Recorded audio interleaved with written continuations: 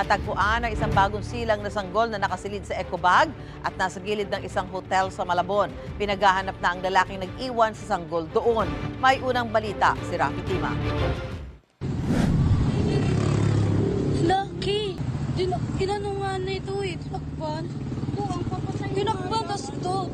Tila bagong panganak ang sanggol na ito na nakasilid sa ecobag na nakita sa gilid ng isang hotel sa Malabon.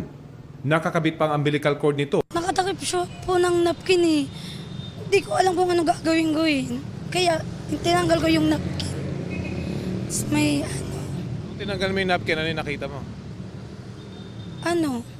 parang malusog siya. Tapos nahirapan siya huminga. Tapos umiyak po siya. Ayon sa tinderang nakakita at nag-report sa barangay, isang lalaki ang tumawag sa kanyang atensyon tungkol sa sanggol. Napansin daw niya na tila may dugo ang lalaki sa paa. Sabi ko, baka sa'yo to, dala mo. Sabi niya, hindi nangakalakal lang daw siya.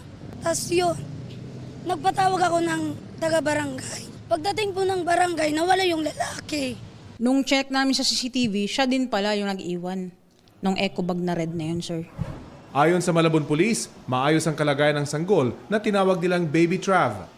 Pinaghahanap na ng Malabon Police ang lalaki na posibleng maharap sa kasong kriminal. Dumating na yung mga taga CSWD and Ospital ng Malabon na mga nurse. Sila po yung mag-aasikaso ng temporary custody ng bata pagkatapos po ito i-discharge.